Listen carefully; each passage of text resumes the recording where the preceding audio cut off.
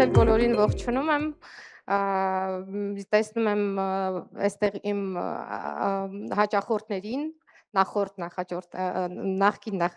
հաճախորդներին, ում հետ որ մենք աշխատում էինք, շատ լավ գործարքներ էինք անում, ֆիքսում էինք լավ եկամուտ, բոլորին ուրախ եմ տեսնելու այստեղ։ Այսօր իհարկե մենք խոսելու ենք ներդրումների մասին եւ առաջնահերթ խոսելու ենք ռազմավարությունների մասին, կսկսեմ ես դրա մասին խոսելը եւ հետո կանցնենք արդեն մնացած թեմաներին։ Այսօր մեր կյանքում ներդրումները ընդհանրապես շատ սկսում են մեծ դեր խաղալ մեր կյանքում եւ ես շատ ուրախ եմ,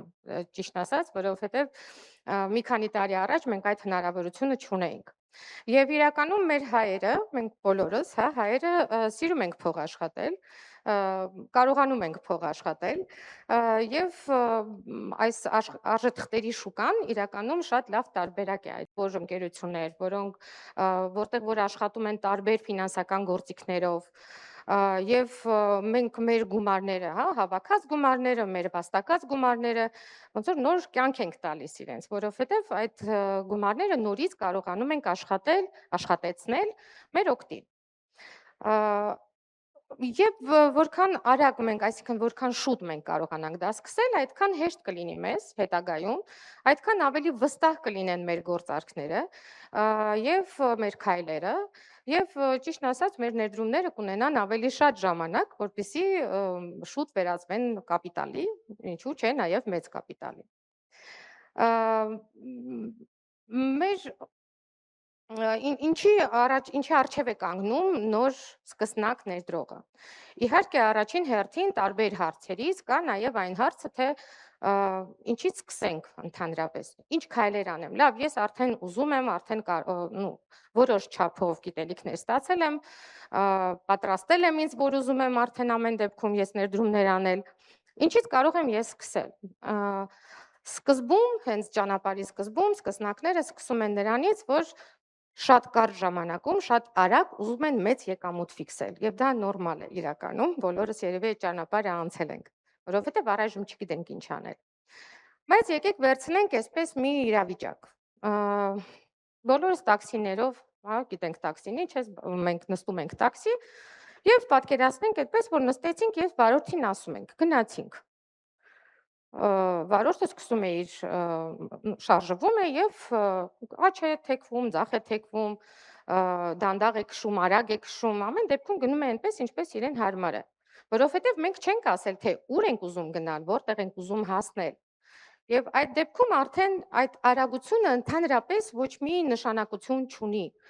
որովհետեւ ոչ մի բանի չի բերելու։ Եվ ներդրումային աշխարհում հենց այդպես է, որովհետեւ դուք կարող եք սկսել էլեմենտար բանից առանց ոչ մի ռազմավարության, առանց պլան, չունենք մենք պլան, հա, առայժմ։ Հստակ չենք հասկանում այդ ճանապարհը ուր է մեզ տանում եւ ուր է բերելու։ Պարզապես ցանկություն կա։ Այդ դեպքում էլ մենք խոսելու ենք հենց այսօր դրա մասին, հա, թե ինչպես անենք, որպեսզի ճիշտ ներդրումային այդ ճանապարհը ընտրենք, որպեսզի մենք կարողանանք եւ շատ մեծ եկամուտներ ունենալ եւ բացի դրանից ինչը սկսնակի համար ամենակարևորն է երևի թե այն որ դուք այդ քայլերը, այդ սխալները, որոնք յուրաքանչյուրս ամեն դեպքում ճանապարհի սկզբում անում է, չվախենանք դրանից եւ դա չխանգարի մեզ գործարքներից առաջ որոշումներ կայացնելու։ Ոնց ենք անցնում առաջ։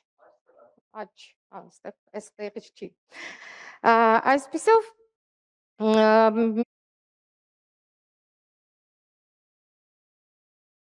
սկսնակը պետք է իրեն հարցեր տալ, հա, ընդհանրապես որտեղից է սկսվում այդ ցանկացած ներդրումային ռազմավարությունը։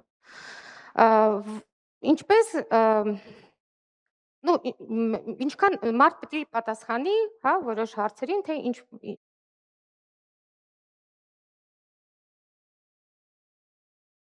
ներդրումներ անել, Որքան ժամանակով է դա ուզում անել, դա ամիսներ կտևի, տարիներ կտևի, թե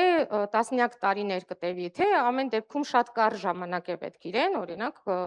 1 ամսվա ընթացքում, կես ամսվա ընթացքում արդեն սկսի trade անել։ Դրան դեր կանդրադառնանք, բայց ամեն դեպքում կարևորը այն է, որ հասկանա որքան ժամանակում է ինքը դա ուզում ֆիքսել։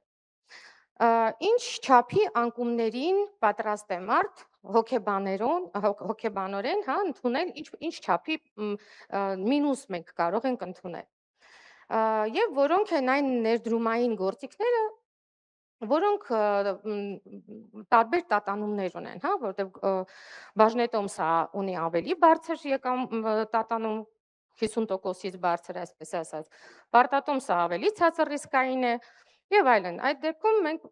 այս հարցերին պիտի հասկանանք, պատասխանենք եւ դրանից սկսում է մեր ռազմավարությունը, որովհետեւ յուրաքանչյուր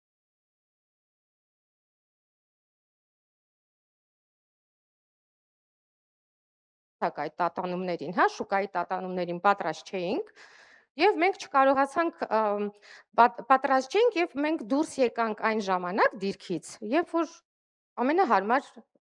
պահն էր դիրքը պահելու կամ թեկուզ մտնելու։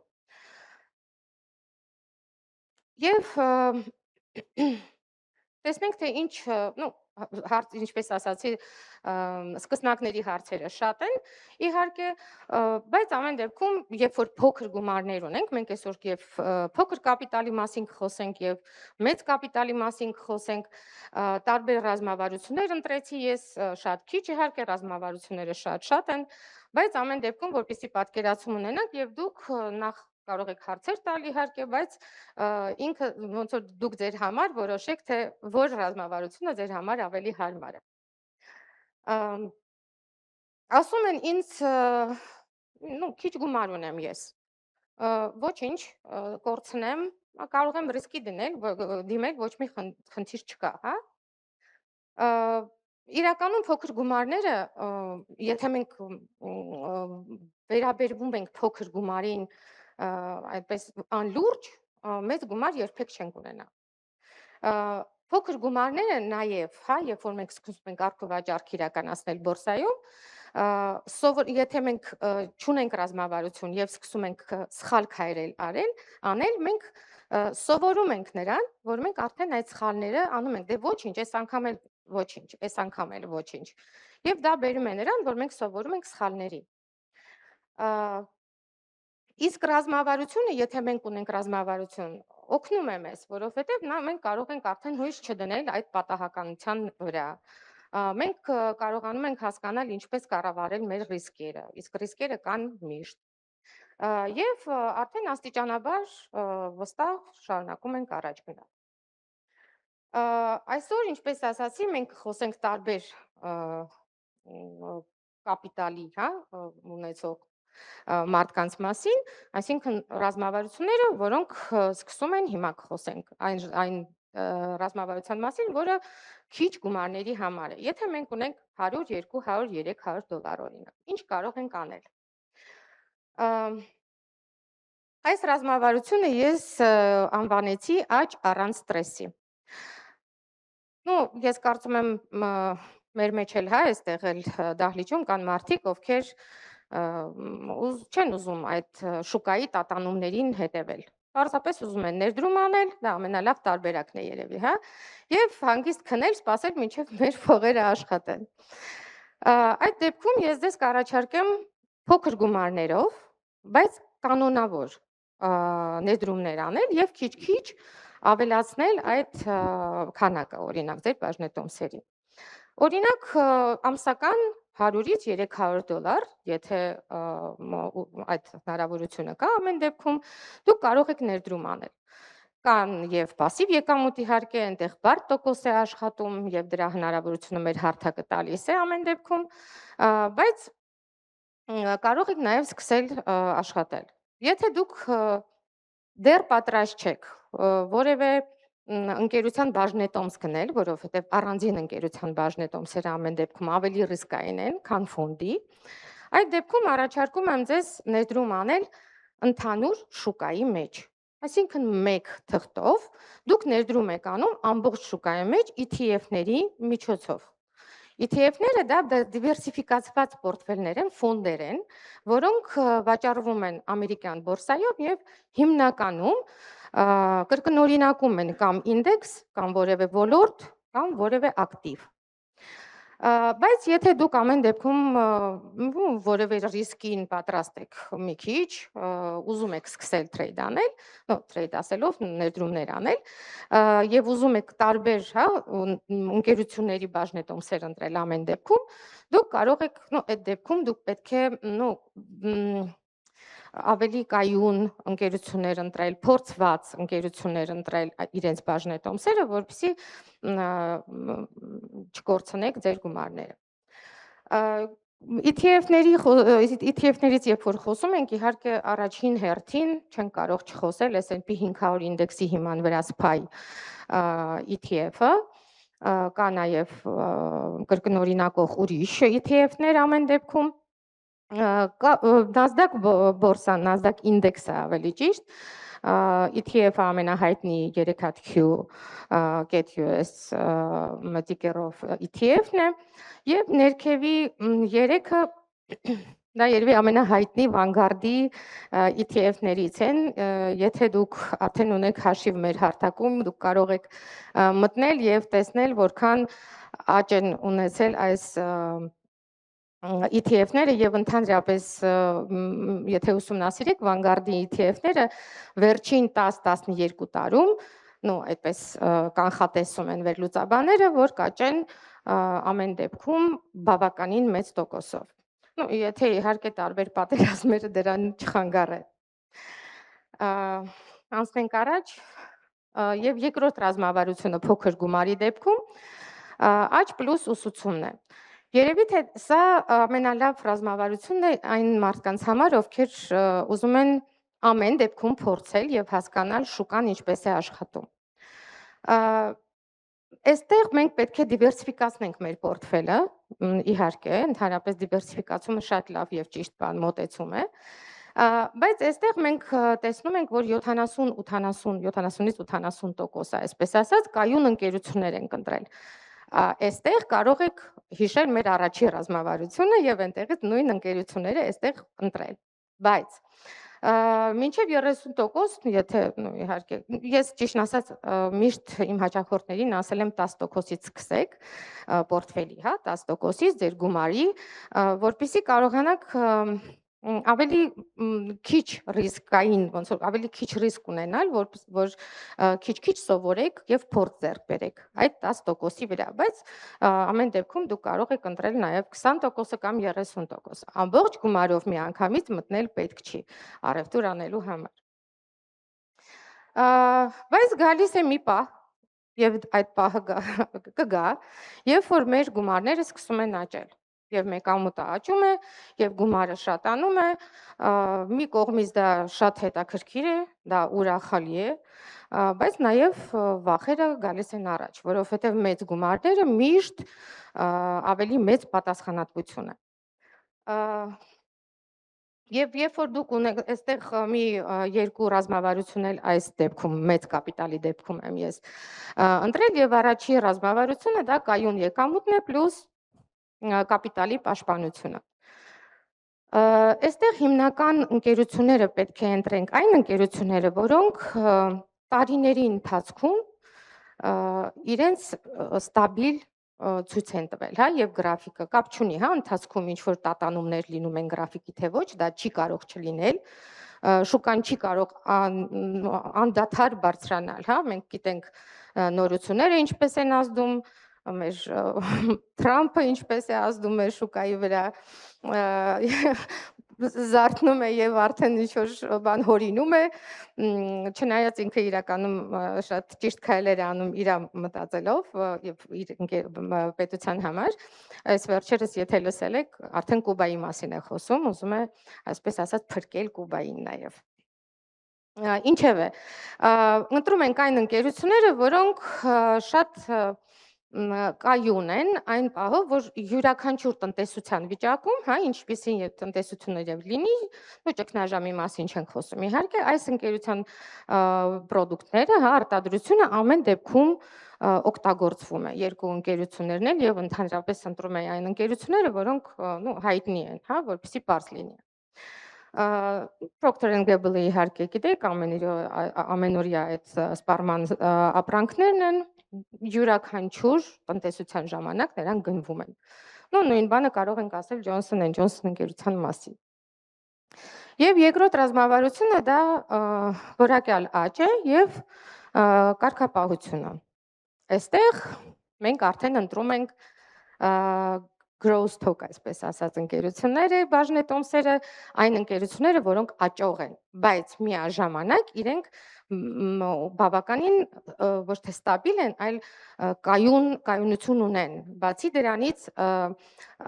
երկու ընկերություններ զբաղվում են հիմա մեծ ներդրումներով, խոշոր ներդրումներով արհեստական բանականության մեջ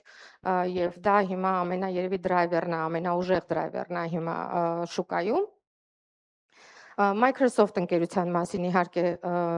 բոլորս գիտենք, վերջերս, այսինքն ոչ թե պատերազմի ժամանակ, այլ պատերազմից առաջ, երբ որ անկում եղավ որոշ չափով մեր շուկայի, հենց Microsoft ընկերությունն էր, որ կարողացավ իր բաժնետոմսերը ամեն դեպքում այն մակարդակի վրա մնալ, որ թույլ չտվեց ընդհանուր ոնց որ տեխնոլոգիական ոլորտը անկում ապրել այդ պահի դրությամբ։ ASML Holding ընկերությունը, ծանոթ եք, ընդհանրապես որևէ մեկը ծանոթ է։ Այո։ Շատ լավ։ Այս ընկերությունը միակն է աշխարհում, որը արտադրում է մեքենաներ եւ այդ մեքենաները օգտագործվում են պրոցեսորների արտադրության ժամանակ։ Չկա այդպես ընկերություն աշխարհում, որը կարող է կոնկուրենտ լինել իր հետ։ Այս ընկերությունը դա հոլանդական ընկերություն է, հոլդինգ է, եւ պատկերացրեք, եթե այս ընկերությունը չլիներ, բոլորիս մոտի ունեցող այդ iPhone-ները չէին լինելու։ Այս նոր սերնդի պրոցեսորները իրանց հերթին, արհեստական բանականության այդ չիպերը չէին լինելու եւ ընդհանրապես այդ համակարգիչները, հա, որոնք հիմա նոր սերնդի համակարգիչներ կան, չէին լինելու։ Պատկերացրեք, ինչ ընկերություն է։ Ճիշտ է, այս ընկերության բաժնետոմսը այնքան էլ էժան չէ, 1000-ից ավել է, բարձր է, բայց ամեն դեպքում իրականում շատ երկարաժամկետ, նույնիսկ երկարաժամկետ, հա, ռազմավարության ժամանակ սա շատ լավ օգտագործվելու բաժնետոմս է։ Մենք խոսում էինք ներդրումների մասին, հիմա խոսենք ներդրումների մի փոքր ուրիշ ուղղության մասին, թրեյդինգի մասին։ Եվ շատ կարևոր է, որպեսզի մենք տարբերենք ներդրումները ինչ են, թրեյդինգը ինչ է։ Ներդրումների դեպքում մենք կապիտալի աճը ժամանակի ընթացքում ենք տեսնում։ Այսինքն մենք ներդրում ենք կատարում, սպասելով, որ մի քանի տարի հետո